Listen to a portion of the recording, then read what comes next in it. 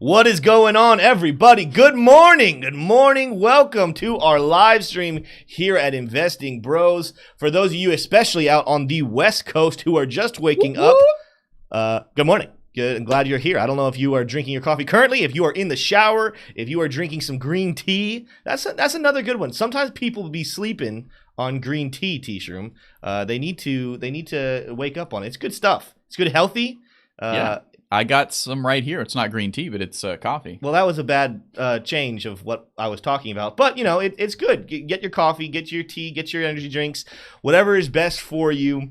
We're so glad you guys are here. We got some big news coming in Ethereum, and we're going to be talking about that and more later. I'm going to let some of the headlines, I'm going to delay, not tell you all the headlines for just a second. Let T-Shroom do his job with the market pulse in a second. But if you are new here, thank you so much for joining us. We are the Investing Bros. We go live every single weekday morning from 9 a.m. to 10 a.m. You don't want to miss a single thing, so make sure you are subscribed to the channel. And we are smaller, although for just being around for a week, 614 subs is amazing, but you want to go ahead and smash that notification bell so you don't miss a single piece of content.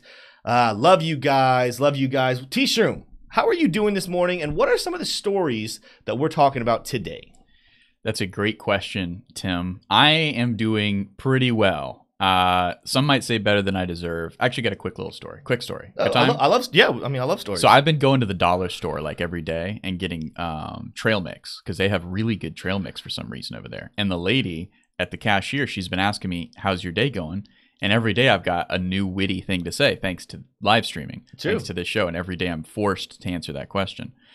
And so today she's looking forward to another comeback, because yesterday I said better than I deserve, and that made all the ladies in line go, "Aw," because it has an impression on people. So let me know in the chat what I should say to the lady at the dollar store today.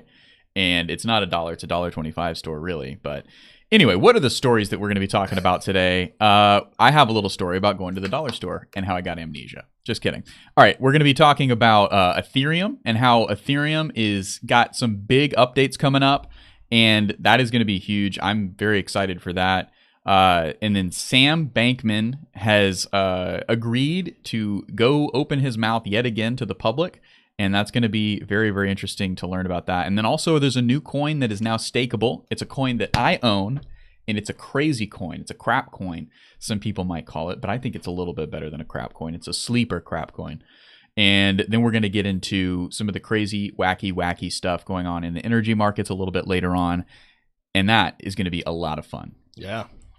Sleeper crap coin. Sleeper crap coin. And when we get to it, you're going to realize what it is. You're going to be like, that's not a bad way to say it. I feel like we're going to need like a song about that, similar like Jimmy Cracks Corn, I Don't Care. It sounds like it's a similar type of avenue there. Sleeper crap coin, and I will buy. I love it. Send it. We're going to keep that one going. Take me to Nashville, baby. We're going to rip an album. Well, we got over 30. I mean, as I was saying, it went up. We got well over 30 people now watching. Go ahead and smash that like button. We only got 19 likes. And again, as I said yesterday, one of the advantages of having this small of a channel is it is the easiest thing in the world to match the views to the likes. So help us accomplish that. Go ahead and smash that like button if you have not already. Giving you a little tease. We're going to engage with chat here in just a second. But technical analysis this morning. We're going to be talking about Bitcoin as always. And because it is the one we're talking about with news, Ethereum. We're going to take a look. The charts aren't exploding just yet. So don't be surprised when we get there and there's nothing necessarily crazy happening. We'll talk more about what bullish nature could happen for Ethereum down the road when we get to the market pull section. But we are going to also be talking about two of the fan-asked coins. One of them, you guys have definitely heard of it before because we do it a lot. But I saw a lot of people asking for Cardano TA. We skipped it yesterday, so we'll touch on that a little bit today. I'm not going to lie to you guys. I'll talk more about this when I do it. I'm a little disappointed with Cardano. It is not really doing much at all. But we'll talk about that one in the TA section. The other one is I saw a lot of people asking for Matic, so we will be addressing there. I do have to start off, and I don't know if he's in chat just yet. Let me see. As we're reading through chat, I don't think he is. I might wait for him, but I can't remember his name in here. He has a different name on Twitter, but he's asked almost every single day what I would do with $10,000 if I had it. He always compares it to Matic and other things. So he's asked me Matic or Oh, he said some weird coin yesterday. The graph. Graph. Right? Graph. Yeah, he asked the graph. Easy Matic. He asked about Solana last night on Twitter. Easy Matic. Yeah. I don't trust Solana anymore. That is very easy. He did ask a very challenging one this morning. And that was $10,000. And his words were, you can only invest in one coin. You don't know this person's name? He has a different name on Twitter than he has on YouTube. So on Twitter, I could look it up right here. His name is Mr. B. And it was Bitcoin. But Mr. B, on YouTube, he has a much longer name. So I'm not remembering off the top of my head. Same picture, though. So I'm assuming it's the same person. And he always asks the same question. So therefore, I'm assuming it's the same person. But he asked this morning, or at least I saw it this morning, $10,000, one coin. Are you putting that $10,000 into Matic or Cardano? Ooh. And I did not like the question because I asked him, can I split it? I'm assuming the rules of the game are no.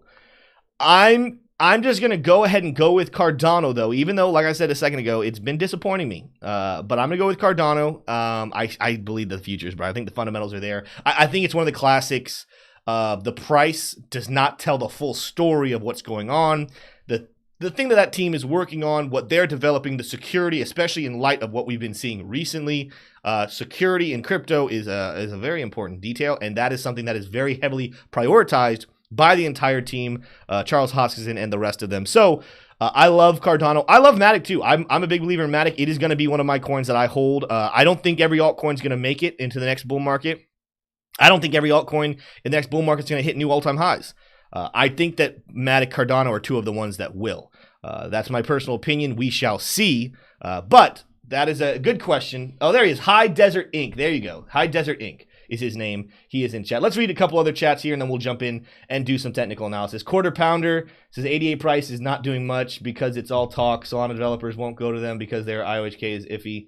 I don't know. I mean, I'm not going to say it's because it's all talk. That's not true. They've accomplished a lot, but I will agree with you. It is not doing that much. Let's see. Cashy Cats is in here saying, what's up? Tyler Main, 151 Crypto. Let's see. So, yep. So in the chat, I had asked the chat, say, tell me something I can say instead of better than I deserve when someone asks me how I'm doing. Oh. And Sack Nasty 86 said, hold up your trail mix and say, do you like raisins or how about a date? Ooh. And if only you didn't have a girlfriend. You know? But I've got a pretty serious girlfriend. She makes jokes sometimes too.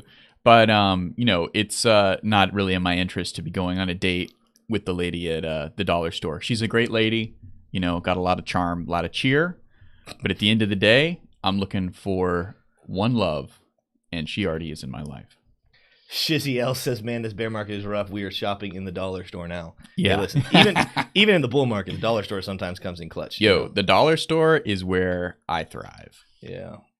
Well, there's so many people here in chat. I'm not going to be able to read everybody's name, but we are so grateful you guys are here and a part of the community. Something Tisha and I were talking about before the show was live, and I will do technical analysis right after this. We're going to now refer to all of you. So, when there's going to be when people think about our community, everyone's a bro. I don't, whatever your gender is, male, female, everyone's bros here. Everybody's a bro. So every morning we'll say good morning to the bros.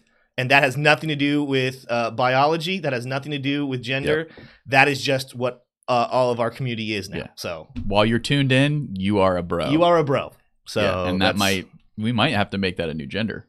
When we won't go too into that. Anything's possible these days. Yeah. And we'll stop right there with that conversation. Yeah. So let's go ahead and jump over into the charts. Like I said, 43 people watching. Go ahead and smash those likes if you're new and you enjoyed that. Go ahead and subscribe to the channel.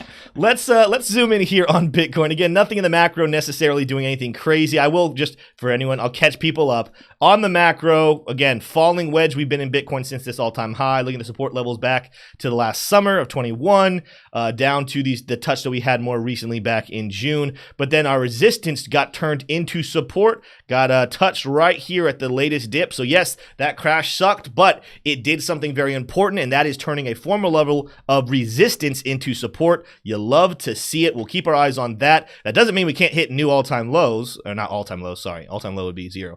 That doesn't mean we won't hit these new temporary lows. It just means that it's a good sign, and now we, it's just a win. You got to take your wins in a bear market. Let's right. take that one. All right, let's zoom into a shorter time frame, more micro looking timeline. Let's go to auto. There we go. All right, I'm continuing to keep my eyes, as we begin to climb here, I'm continuing to keep my eyes on this 17,600 level all the way up. My zone is to 18,000. The reason for that is because this inverse head and shoulders pattern that we had right here, you guys can see left shoulder, head, right shoulder. That gave us a prediction of 1,800, so I'm putting that in the zone. Ultimately, what we're fighting right now is this former level of support that we had all those months back between June until the crash happened here in November. That was support. It now is being turned into resistance. And we've talked about it in the last shows. I'm not going to bring it back up because it takes me too long. But this level right here at 17,600 is a key Fibonacci level, 0.786. And historically in bear markets, we drop below the 0.786 level, use it as resistance for a couple of months before finally breaking through and resuming a bull run. So for those reasons, I'm continuing to watch these levels. If we're able to break through, 18,000 is still not necessarily going to let us just run free with this. 18,000 would give us the answer to that inverse head and shoulders pattern, but it would still keep us within this zone of what used to be support, now turned resistance. And for anyone who maybe is newer to technical analysis, maybe you're used to the lines. You see technical analysts use lines all the time. I love lines. I use them all the time. Technical analysis should not be about these perfect lines. Zones are the much more appropriate way of viewing things. So just because we break through this level right here, sometimes you can get enough pressure and enough buys to go a little further than maybe what you think it should be, a straight line. But until we actually really pop up out of this zone and start heading back towards 19,000, I'm going to consider this still very, very strong resistance. And something that I haven't talked about too much, but I've had drawn on my chart. I should have talked about this maybe more often. This is another trend that we have not seen broken during this bear market. I need to go out to the daily chart to show it to you fully, but you guys see my red lines right here. We've not been able to rally back over former support levels on big dips. So what I'm talking about is this dip that we had back in January of this year where we came down and we weren't sure yet officially if we were in a bear market. We thought this was just some normal, what was that dip? I think it's like 30%. We thought it was just a normal 35% dip. What? Oh, didn't grab my tool the way I wanted to. Let me go ahead and grab this. Okay, no, actually it ended up being 51. We didn't know if it was like a normal dip because the dips like that happen. You guys saw it happen back here as well. But we touched that point, rallied up, ended up crashing through after the news. This one would have been Luna, correct? Luna happened first. We had the same conversation the other day. Oh, man. I had it pulled up. I'm pretty sure Luna happened first. Yeah. All right, so Luna happened first, crashed us down. We came down, touched a new level. But when we rallied back up, because we have relief rallies, we didn't even end up touching the line, but we could not surpass that point that was used to be a good level of support. Now it turned into resistance, couldn't even get there. Then we had the Celsius crash. Again, that's what I'm assuming this one is. Luna, Celsius. Chat, tell me if I'm wrong. Tell me if I'm getting that backwards. But we crashed down here, set a new bottom. That's where that level 17,600 is. You remember that? So we're looking at resistance. And when we rallied back up and there was hope and thought maybe we're going to come back up to 25,000, maybe head back towards 30,000. Guess we ended up finding resistance 25,300, which was the exact level we crashed to during the Luna debacle. So what is my point here? Well, if we break through, it would just be a breaking in trends. But this point right here that found support at 17,600, that's another. It's just convenient that those levels all merge like that. And yes, we're getting close to it. And whenever you get close to these levels, there's a little bit of hope or a little bit of like, maybe this is the time, maybe we break it. But I want to caution every single person. Trends are your friend until they end, and we are still trending in the bear market. We still have a system where we've been not been able to break through these former support levels, and so for those reasons, I am still sitting here and saying I'm not expecting us to break through. If we do, I wouldn't even necessarily rejoice too much if we end up breaking through to that 18,000, unless we break up a little higher. Then I still think it's just a pump. And it's going to come back down, and that zone of rejection is still going to happen. Let me know what you guys think. I saw, one of the people I like to follow, and this is the last thing I'm going to say about Bitcoin. I'm going to move on after this and go into some Ethereum. One of the people I like to follow on trading is Crypto Savvy. So shout out to him if any of you guys follow him. Here's what I'll say. I don't agree with everything he ever says, but I love his technical analysis. I love his reasoning. I love him, how real he is. And he's a bear. Like, he is definitely a bear. But I would encourage all of you, if you do not have a crypto bear that you follow, I would like to think of myself as being more neutral. I don't really think of myself as an ultra bull or ultra bear. I try my best to be realistic. But if you don't have a major bull or a major bear that you follow, I heavily suggest you start to change that and go find someone. And the reason why is because a lot of times there's this thing in technical analysis that people will say is called chart bias. Everybody has it. You kind of sometimes see what you want to see. So that's why it's really good sometimes to back up and just reevaluate things, listen to what some other people are looking at. But if you're a crypto bull, if you follow nothing but crypto bulls, they're always going to show you all the bullish technicals. They're always going to show you the things that look good, and they're not going to show you the bad signs. Same thing as if you only follow bears like Crypto Savvy, and all you're looking at is the bad signs, and you're not following a bull, he's just showing you all the negative stuff. You need to be able to see both so you have an accurate a depiction of what could be happening. And then that way, when you have all of the information, you have the bullish news, you have the bearish news, you can then decide for yourself, what do I think is the most realistic action for this price? So shout out again to Crypto Savvy. He just actually put on a short on Bitcoin. And his stop out point is 17,600 because of pretty much the exact same reasons I just said. We will see how that goes. But I love following him. I suggest you guys do as well. Let's move over to Ethereum. Hopefully that sufficed everybody on Bitcoin. Again, nothing crazy is happening there. One more thing I'll say. One more thing. Actually, you're on my chart still. The good news for the bulls. And yes, we have a red candle today, which, we'll see what happens today. We did set up a daily, that's the highest daily candle close we've had now for a while, ever since back here earlier in November. And what's really crazy is this right here is a bearish engulfing candlestick. It is super rare that a bearish engulfing candlestick ends up not continuing to the downside. The fact that we then immediately moved green the next day and went higher is super rare.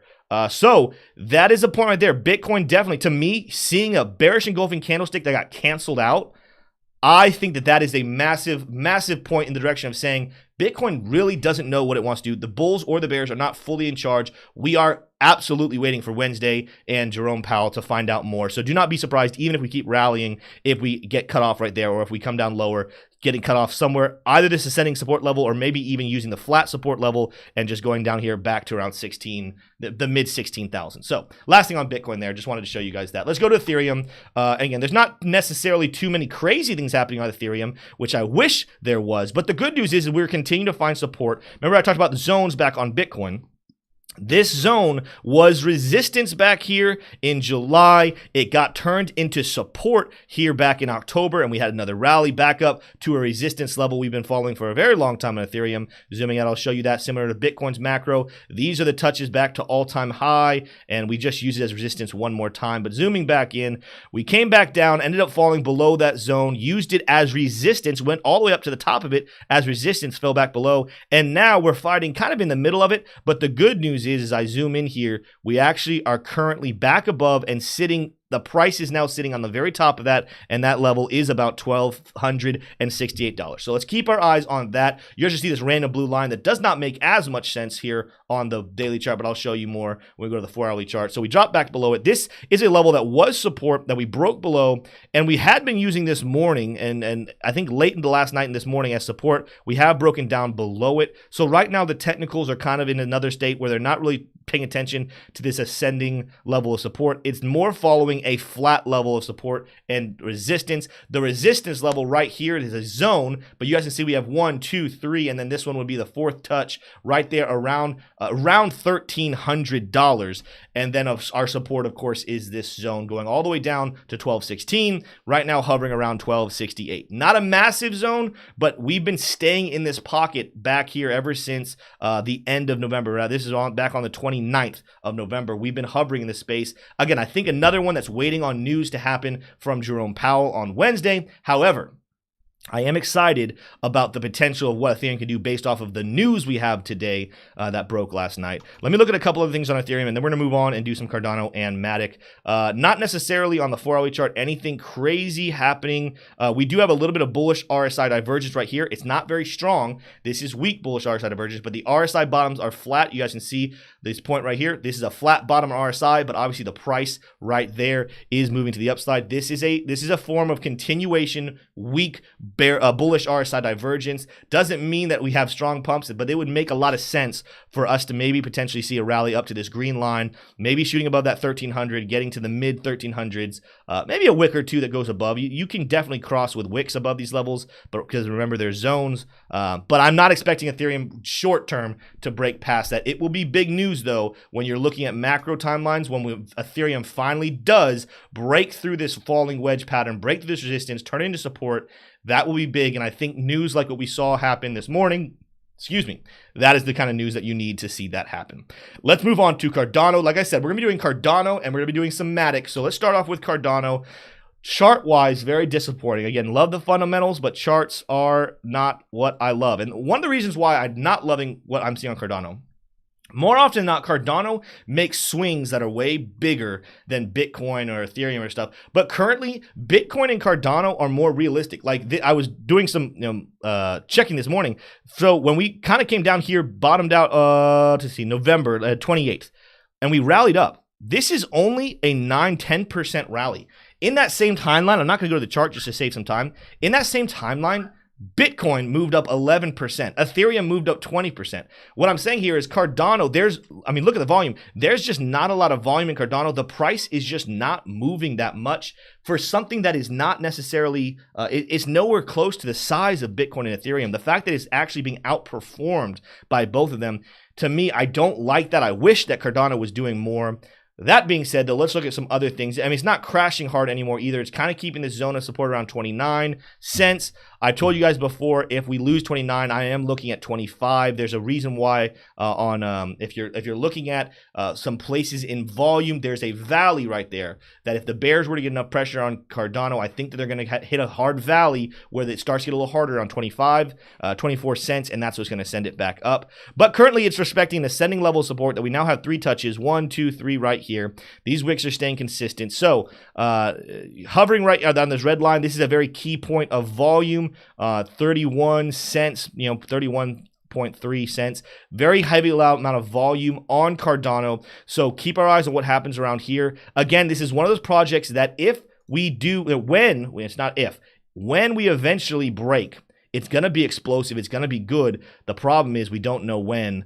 So for those reasons, you got to decide for yourself. Do you want to take the risk and go and invest in Cardano, preparing for a big break, or do you want to hold off and wait for something down the road? Like I said, volume extremely low here on Cardano. This is on the Kraken exchange, but it's extremely low as we're standing. We did bottom out here on our oscillator with Lux Algo, had a little green cloud, so that's what's kind of giving us a rally, but again, just no major gains. Traditionally, moves like this, you're going to get a good amount of percentage from Cardano, but the gains are just not there. I do heavily suggest this is not really a time to be trading Cardano until we see some more volume come in, but it would be a good time potentially to be investing in Cardano. So let's go ahead and move on to our last one right here, Matic. And this is where we're going to show a little bit more macro stuff. Cardano, the reason I didn't go into too much detail on the macro stuff is because we talk about that all the time. I'm sure we're going to talk about Cardano again here very soon. Let's start off on the daily chart here with Matic. And there's a lot of interesting things happening here. So the first one, let's talk about zones. Zoning is not as clear as what we've seen with others. This is a little more similar to Ethereum, which makes sense based off of what Matic does with Ethereum being partnered to it. But this zone that served as resistance back in May and stayed as resistance all the way up until July has been turned into support ever since and is continuing to climb. Now, we do have this peak right here. We have this peak where we jumped up all the way to $1.30. But other than that, what I think is really interesting, and we have another peak right here. What I think is interesting is we have overall, if we're looking at a zone of resistance that we've kind of been sitting in, with the exception of that one peak, I'm looking at this little pocket right here between 95 cents and about $1.04. So what I want to see Matic do is actually end up breaking through these levels and rallying to the upside. We have a little level of support rising right there, but I'm not necessarily giving that too much weight. If we have one more pull down, maybe we come down that far. But moving out to a more macro version, I want to look at the fixed range volume profile, and I don't know if they can hear that at all. I doubt they can hear it. Just roll with it, baby. My dog is barking. He's not usually that loud, but he is barking this morning. Let's see here. I want to move this up. Wow, he is like right by the window. That is good stuff. All right, so he's excited about Matic, TA. He must be.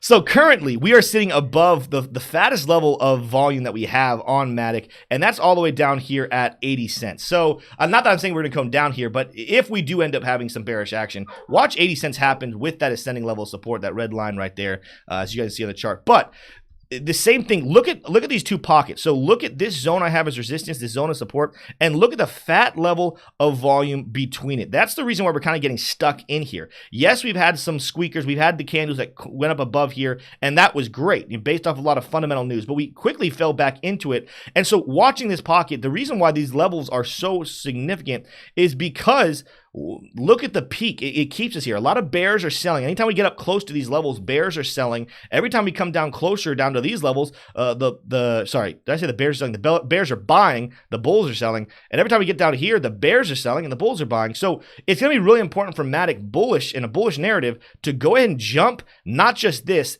but get past this valley where I talked about this the other day. A lot of traders sometimes looks at these peaks and valleys and almost act like, well, if you can get past this peak, it's just easy pick'ems all the way up to the next peak. That's not true. Actually, a lot of times I'm seeing in trading that the valley can be just as strong as a level of support or resistance as the peak. So I'm not just saying, hey, let's get through. It's almost like get past this peak, keep climbing, then maybe it's easy pick'ems down to the bottom. But then we got to decide, hey, do the bulls still have control, or do the bears want to actually start mounting their comeback and climbing back up the mountain? That's going to be another point of contention right there around 99 cents, give or take $1. Let's just call it $1 for clean psychological levels where people are probably putting in take profits. They're probably putting in short orders. So if we can get through $1 and start climbing, that's when potentially now we're talking about getting back towards peaks of around $1.14 and maybe rematching all the way back up to where we started. Again, here's a valley where we peaked out. We didn't get to the peak. We were in a valley right where we peaked at about $1.29 on Matic. Those are the levels I'm watching. On technical analysis, there's a lot of different things that you can do. Some traders do not like using ascending and descending levels of support. One of my favorite traders out there, and he is absolutely brilliant, Magic Internet Money, he's one of these. He doesn't really end up using formations. He doesn't use ascending, descending levels. He loves just looking at these vertical levels. So what I was just talking about right there are vertical levels to keep your eyes on. I still am a fan of using rising levels of support and resistance just for these very reasons. If you had just connected these dots, boom, boom, you would have had a very good entry point on several other places. And down the road, who knows? Like I would say, if you're looking to trade on Matic, if you're looking to invest, and we start dropping back down here towards 80 cents, maybe choose a level around 81, 82 as the price starts to move this way, if it moves this way, to find on this rising level support line, and you end up getting a great buy spot for another rally. But what to me I'm looking at right now, I wouldn't enter a long on Matic. Another coin I would invest in long term, but the fact that we're sitting at and right below a resistance level, I think there's way more room to the downside for a short position. Not that I would enter one, but way more room to the downside before a rally. I would consider entering a long as we start to get above these levels. My guess would ultimately be if we could break through $1, come up here, and then come back down and touch 104. To me, that would be a confirmation for a great long position on Matic to potentially come back up and match, if not outdo, the $1.29, $1.30 that we had back here, the peak in early November. So that is the technical analysis that I have on Cardano and Matic. Let me know if that was helpful to you guys. Let me know if you guys are seeing something different, and I will definitely update my TA as we go. At this point, these aren't charts that I look at every single day. I will look at Cardano every single day, but Matic I don't look at every single day. So if you guys see something that I'm not pointing out right here, I would love to see it. I know some people get upset when people. I try to give credit to other technical analysts as best I can, but technical analysis is not a copyrighted thing. So I'm a big fan of if you see someone else drawing stuff on their charts and you like it, draw it on your chart and then talk about it. Don't worry about, well, I wasn't the original finder. Someone else showed it to me. That's no. There's not a court that's going to charge you with what is that called when you plagiarism just because you use the same line to somebody else's chart. So. Yeah, I won't charge you. Well, I hope not. Yeah, you won't get a charge from this guy over here. Boom. Which, by the way, let's go ahead, and this guy over here is going to lead us into the trad markets. We're ready for that? Yeah, I mean, we got about a minute. Let's see if there's anything in chat. Yeah, we can do that. It's always fun doing that segment because you talk throughout the whole thing, so your mouth gets a little dry. Yeah, your brain starts to go fuzzy. I probably need to take more breaks between those sentences that I do, but. trying to get as much in as I can in a small window. I'm thinking we should do something in between each TA. I just don't know what it is. 10 jumping jacks? Yeah, push-ups. Maybe do some chanting. We'll get some weights in here and do some military press. And I'm getting better. My shoulder injury is getting better to where I'm not going heavy, but I'm back to doing military press. So that's good. Yeah. Well, let's get into the chats. Let's do it. Let's do some chat work here. Scotty Bean says it was very interesting. So, okay, good. I'm assuming that's what he's talking about.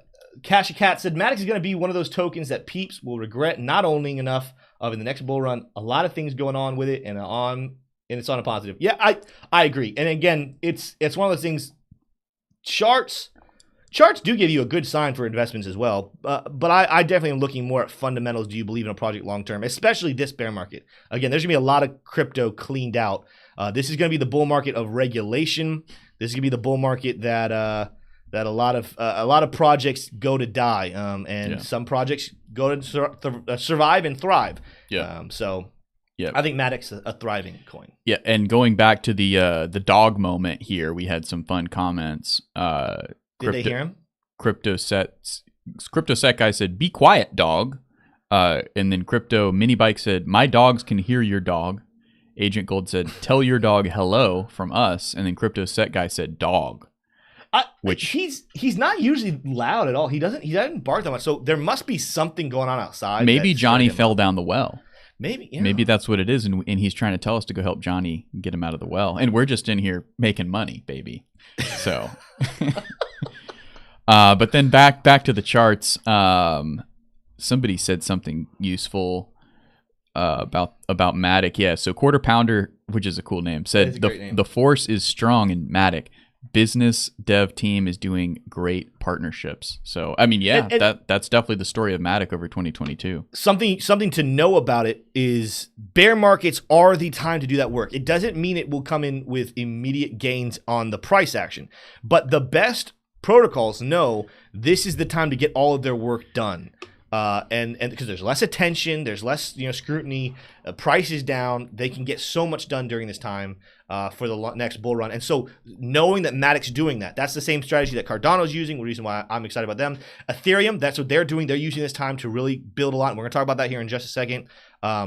Projects that understand that concept are the ones that are going to make it to the next bull run. And so Matic, that's one of the reasons why I'm very bullish on Matic. Yep. All right, we got to get into the TradFi here, Tim. Let's do it. There's just so much going on that I'm excited. TradFi? TradFi, traditional finance world. So I thought it was a bros thing. Yeah, no. So I'm over on my Robinhood account here. You can see this is Boyle. This is BOIL, and I saw somebody say in the chat something about Boyle being excited about it, which was just filled me with glee. Let's see who said that. I don't know if I'm going to be. Oh yeah, LKM said Boyle baby, and then the happy face with the money tongue. That's great. That's what you want to see. So going over to my Twitter, this is what happened. I just sold half my shares in NatGas. That was yesterday at about noon. And I'll show you guys on the charts how good of a decision and timing that was. And then I also tweeted just now that I sold the other half of it. So things are looking good for that natural gas trade. Let's take a look at the charts now at open. So this is kind of what happened, guys. Let me just run it through you. So I took a long and short position around here, right? I went long on these ETFs, Cold and Boyle. Boyle is the bull, Cold is the bear ETF. So I went long on both of those. Well, yeah, I took a long position on both of them, but like I said, one of them short, one of them's long, the underlying asset, which is the spot price of natural gas. Okay, so it goes down. So I'm in the profit big time on Cold. I sell Cold. I sell the short half of it about right here, okay? And for a nice profit. I hold on to the other half, and I've sold it now here, still in profit. Obviously less, but still in profit here. So now I am naked to the upside. So I'm just long. I no longer have a hedge to the downside. So if it comes back down and goes lower, I'm totally screwed, right? I'm thinking that's not going to happen though, because it's already gapped up. It's at least on the 1 day, it's filled this gap. And so I'm thinking it's probably going to go sideways or go higher from here. Now, the one thing I'm not going to do, the discipline part of this is I'm not going to go I'm not going to go more weight into BOIL. I'm going to wait, because if it does go down, I'll be even more screwed. I'm going to wait, and I may even consider taking a short position here and just waiting longer and just, kind of continuing to hedge my bets.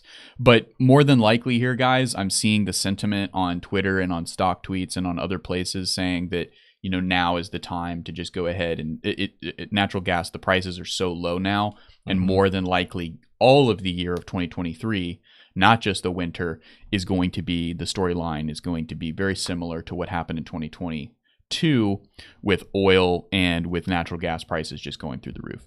So that's the most exciting story in my mind, is the story of that. But let's go ahead and just take the story of natural gas here. Is just so exciting. It's so volatile. I mean, you can see, and especially when you're trading the ETFs here, but you can even see so you can see this is cold, and it's down 9% in the first 5 minutes of trading, and obviously BOIL is up 10%. So you can see I don't have my quantities here. You can't see my buying power, I guess. Oops.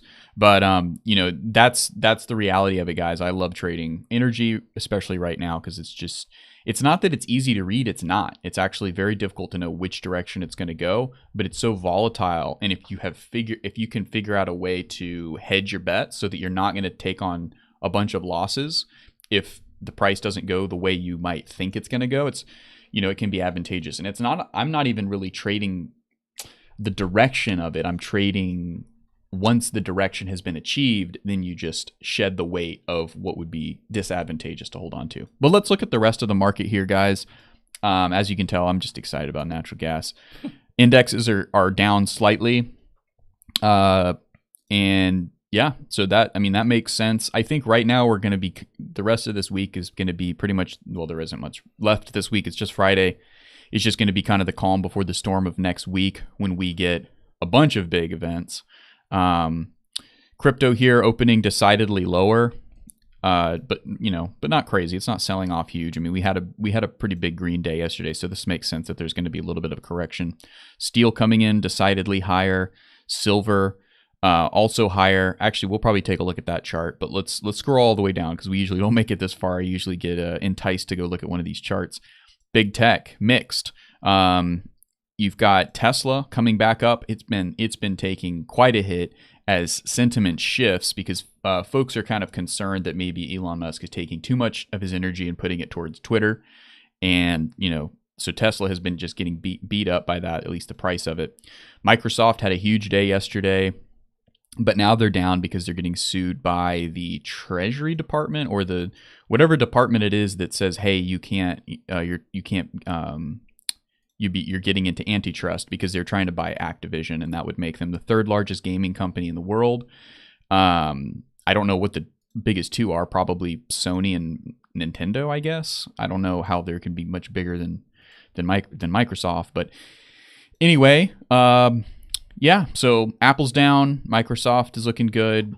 And let's go ahead and look at the chart to just show why I say that, because actually I have the most amount of money other than in Bitcoin is in Microsoft, is my personal so yesterday they had a really big day, and I can't remember exactly what that was because of. Do you remember the Microsoft news? No, I can't remember what it was either. It's so silly. It was pretty big news, but so it's retraced that. Now what you'll notice is it hasn't come all the way back down from where it was, but overall, Microsoft is going to be one of those names, in my opinion, that you just kind of buy and forget. It's kind of my long-term plan. I'm also doing the same thing with Amazon as well. Bond yields coming back very strong. Also the DXY, we don't take a look at that very often, so let's check it out. DXY coming down. This is the daily chart quite a bit. It has passed. It broke through the 200-day simple moving average, not simple moving average. So down to 104, down from back in September, late September. It was all the way up at about 115, you could call it. So it has had quite a retracement, which is going to take a lot of pressure off the currency markets. kind of give a little bit more stability to things that were starting to break, like the British gilts, the British bonds were. I don't remember if you guys remember a couple weeks ago that those bonds were starting to break down. That market was looking scary. But let's keep scrolling, guys. The small tac. This is by no means a comprehensive summary of mid-cap U.S. stocks, but I've got some here. You can see they're mostly down, at least this sample. And then cannabis stocks are mixed, but leaning to the upside. Tilray and MJ being the kind of comprehensive ETF there for the cannabis industry. Why do I track that? Well, because I'm overweight cannabis. I have way too much of it, of the stocks at least. Not the illegal substance. And so you want to keep that in mind. But then the oil producers are coming back pretty strong here. So that's kind of our market rundown. We'll just take a quick check. I wanted to look at a couple of different things here. Silver, but also let's take a look at the SPY and see kind of how it's moving. So it is continuing to move to the downside, but it is avoiding just the sell-off that it had here, how it kind of just went ahead and dumped. It is avoiding that sell-off. Why might that be? Well, obviously, this would actually be, we'll skip silver. This would be a good transition to get into the news. So why would that be that the S&P is deciding to hold its gains? That's because next week we're getting those inflation numbers. If those come out bullish, you know, the S&P is more than likely going to push through this point of resistance here, and it's gonna push higher, like what the Dow Jones has already done and has remained higher. The Nasdaq, it's a different story. It's still more than likely. It's got, I believe it's kind of overweight Tesla, and also Meta. So I think that those names are going to keep it down. But in theory, you know, these two indexes, the SPY and the Nasdaq, should come back up and test that level of resistance, especially if we get favorable outcomes on both of these events. So the first event to keep in mind here, December 13th. What is that? Wednesday of next week? I'm not exactly sure. But anyway, so next week, the 13th, the inflation print is going to come out, both core and headline, CPI numbers, and then the following day you get the decision from the Fed, which is going to be one of the biggest anticipated decisions in the last 5 years. You know, something out real quick. Go to my screen. I want to show people some things that I'm just looking at on the S&P 500 historically. I want to show you. This is back. This is the peak that we had back in '73. Notice I'm trying to zoom in as best I can without going crazy with it. But there was a trend going to the downside. I'm on the monthly chart here. That's why there's so many candles in that, and so little amount of candles. We broke the trend, and then we ended up falling 48%, nearly 50% from that high. This, of course, led into historically the dip. The problem we had back in the 80s was significant. We only had a 28% dip in the S&P 500, dealing with all the stuff from inflation. But of course, when you're looking at those back to back, these led into a lot to each other. So we dealt with a lot of crap back in the early 70s. Didn't have to deal with as much in the 80s. Moving forward, though, so that's why it's only 28%. Moving forward, the two other recessions we had. This is back in early 2000. We crashed 50% after going through, and you'll notice there's another trend line right there that we temporarily broke and then ended up continuing to fall. I'm going to explain why I'm saying that. And then, of course, we had the 57% dip back in '08, which was the hard recession. The reason I'm saying that is because a lot of people, some people are trying to almost argue like we aren't in one. Some people think we are in one. Whether you think we're in or about to be in one, more often not, or not more often not, more than likely, we are going to be entering into a recession. And what I'm saying is what you're talking about there, T-Shroom, maybe potentially we do have a month or two. Maybe we have some good numbers and we end up breaking this trend line. But unless we're able to find some sort of soft landing, we are only down right now. The lowest we've been throughout this is 27%. Realistically, I think if we end up hitting recession, a 50% level or lower is going to be more of realistic. Maybe matching those levels that we had back here in March of 2020 during the pandemic, around 2,200, or maybe even heading closer towards that 60 like we had back in '08, and that would put us down at 1993. And so just giving you guys those graphs right there, does this mean 100% S&P 500 is going to fall this far? No, it does not. But historically, when we're having recessions, when we're having these monetary problems, when we're having them, we've dropped this far. And so if some people are asking, oh, is the S&P, have we dropped far enough? 27% is not that big of a dip for how catastrophic of stuff is happening in our economy and with our money right now. So I just want people to start preparing themselves. Crypto, I think there's still a good chance that crypto, the bottom might be in or is close to in. But when it comes to the stock market, when it comes to the S&P 500, there's a chance that we're not even anywhere close. We'll keep you guys posted on how that goes. Yeah, absolutely. Well, continuing with our TradFi, and then we will go ahead and shift back into crypto. We can see the CME future tool is predicting still a 75% likelihood of a 50 basis point hike, which is still still very, very bullish. You'd have to say. Looking just wrapping up here, looking at the Shanghai and the Hang Seng and the Nike all closing higher, and the Hang Seng again having a close to probably got to be a record day, definitely a record week. Maybe we'll pull up the Hang Seng sometime next week and look at those charts. But this bodes well. Looks like the European index is also closed pretty favorably, with the FTSE trailing by only very small margin, less than 0.10%. So moving back into the crypto space, we've got a pretty big headline here. I'd say LB Bank will launch ApeCoin staking with an annualized yield of 25%. Enjoy daily settlement interest without locking your assets. Locking your assets, you say? That's going to be the theme of our crypto news section today, because what's going on in our next story is that. Actually, let's not go there yet, because I want to be more excited about ApeCoin. So ApeCoin is it's kind of like it's the crap coin that I talked about in the intro, and now you can stake it to the tune of 25%. That's a pretty big yield, and as we know, big yields in crypto don't always pan out super well, but sometimes they do. I've been getting plus 60% yield on PancakeSwap for probably almost 2 years now. So, there is stability in some high yield stuff. But I mean, if you think about the price of PancakeSwap, it's come down from like 20 down to like 4. I'm happy when I see it around 4, and I'll be really happy when I see it at 10. Okay.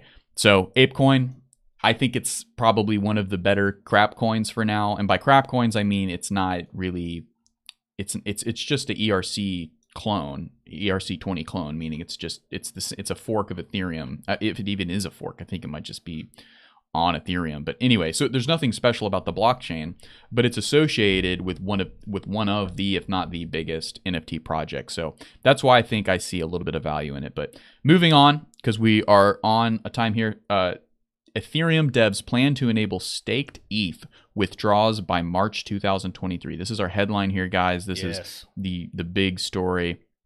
Ethereum core developers determine on call Thursday that a network upgrade permitting users to withdraw staked ETH could launch as early as March of next year. When the merge transitioned ETH to proof of stake consensus mechanism, it changed how the network generates ETH. The more you deposit, the greater the yield. There's only one hitch. You can't get any of that ETH back yet. With some 19 billion worth of ETH currently staked within the network, according to data aggregate Dune Analytics, it was little surprised that Ethereum developers agreed today that enabling ETH withdrawals will indeed be a key feature to be included in the Shanghai upgrade. I wonder if they, just a side note, I wonder if they determined the name of that upgrade in advance, because Ethereum is banned in Shanghai, which is kind of funny. But this is big news, guys. This is pretty crazy. So, Tim, what do you think about Ethereum opening up their stakes here? Well, first of all, I think it's really important to help stop a narrative that is going and starting to build some steam. And that was, if you guys saw that interview where Michael Saylor was being interviewed by, what's his name? Bet David? Pat David. Yeah, there you go. David. I don't know if I said Pat. Yeah. Well, he's a bro, Yeah, he's a bro, so he's cool. I'm pretty sure he subscribes to crypto. He definitely does, yeah. Yeah, Patrick Bet David.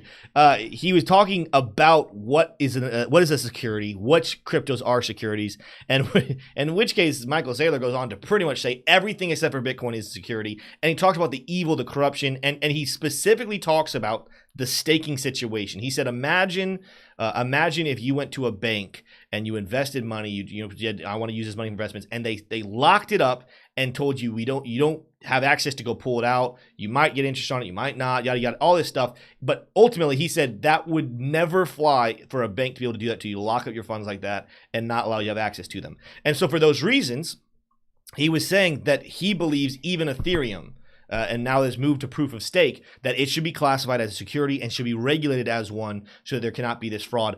I think that a massive win for Ethereum to be able to begin its case, and I'm saying that no matter what happens with XRP, and I'm really hoping they win, but in case they lose, the SEC is coming for Ethereum. And so they need to start getting their ducks in a row for their case to make sure that they can prove that they are not a security. And this is a major win, allowing the devs to open it up so that people can remove and withdraw their staked Ethereum is huge, because if that is not settled and there is a lawsuit, that would be a very easy, and again, I know it's more complicated than just that, but judges right now and the way the economy is looking right now and the fear in crypto space, that would be a very easy win for the SEC to go after for the reasons that Michael Saylor even said there. So the reason I think this is massive news is because it is the beginning place for Ethereum to be able to defend itself. And I would absolutely love for Ethereum to be continued to be classified and to get regulated by the commodities, what is that?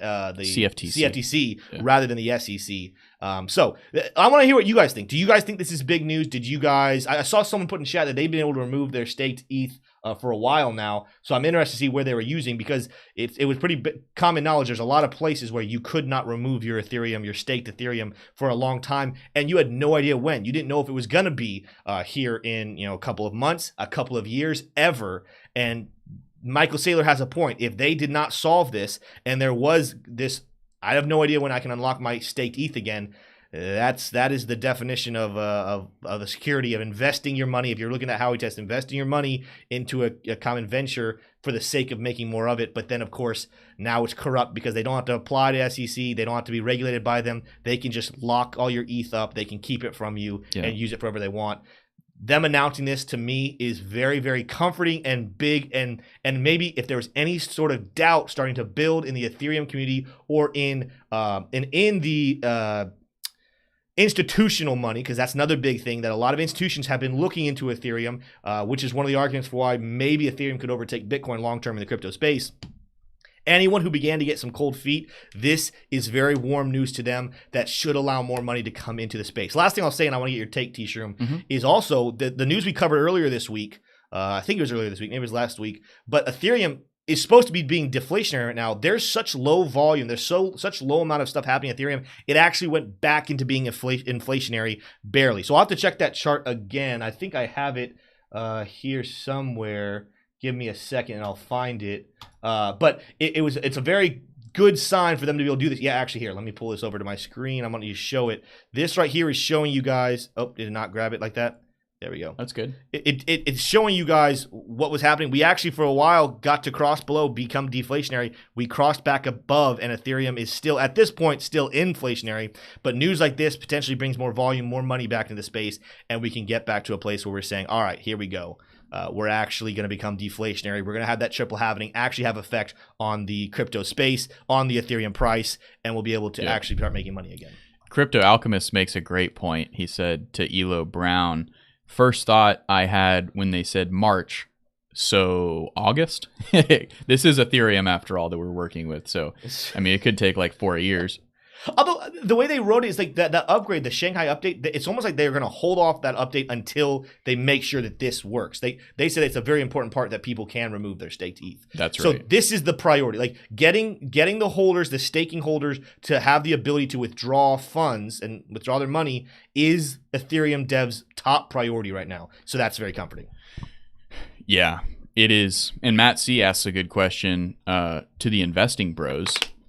What happened to current holders if Ethereum or any other crypto gets classified as security? Is there going to be a grandfather mechanism in place? It will be very tricky.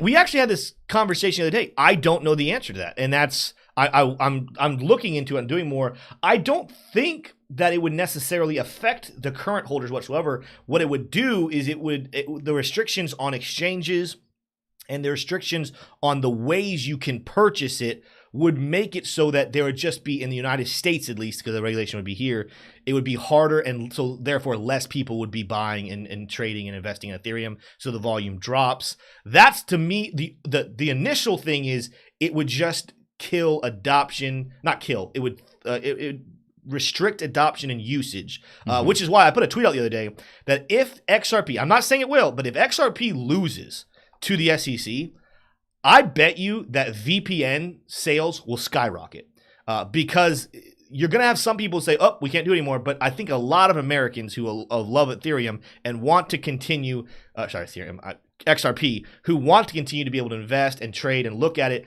they're going to realize, all right, so these it's going to make it very hard. It's already hard. There's not a lot of exchanges in the United States that use XRP, but it's going to discourage even more of them from doing it. Therefore, get a VPN and go somewhere where they will let you buy it and sell it and do everything. I disagree. I think you might see some people doing that, but I don't think it'll rock the whole VPN market, because I think it's been a slow process. It hasn't been sudden. And so people have been able to form new habits with their crypto movement, whether they're paying employees in XRP, whatever they're doing with XRP, they've been able to find new ways in crypto to move money through, whether it be direct competitors like XLM or just going all the way to Cardano or Ethereum, doing it a completely different way. Unfortunately, it's not looking good for XRP here. I have nothing but pessimism really for XRP at this point. It's unfortunate. You hate to see something like this happen, but when you're for profit, I think that's kind of the line that I'm seeing being crossed here. And you think about a crypto like Algo that is both for profit and nonprofit, where like the chain is maintained by a nonprofit foundation, but then they're doing business, like they landed a deal with FIFA, Algorand did, and that was through a for-profit. The salespeople making that deal happen were working for a for-profit company. So it's going to be gray areas with that, but overall, I think the Howey test does have a limitation. I think what's more important is if the company that is issuing the chain is for-profit and considered a corporation, or if it's nonprofit. But that's just my take. I'm not the expert in this type of stuff. Again, I think you're right, but my point is in the same way that XRP got suppressed when the lawsuit started. Nothing was wrong. XRP didn't get banned. What happened was exchanges in the United States said, we're not touching this. Coinbase made it to where you could hold XRP on it. Like that's what the huge news was here last week, that they were going to get rid of it in the wallet because there wasn't enough usage, but you could not buy and sell XRP on Coinbase, right? I think that what people were doing were buying it on Uphold and then moving it over to their Coinbase wallet, which was a system, but you could not buy. Binance.us did not let you buy XRP.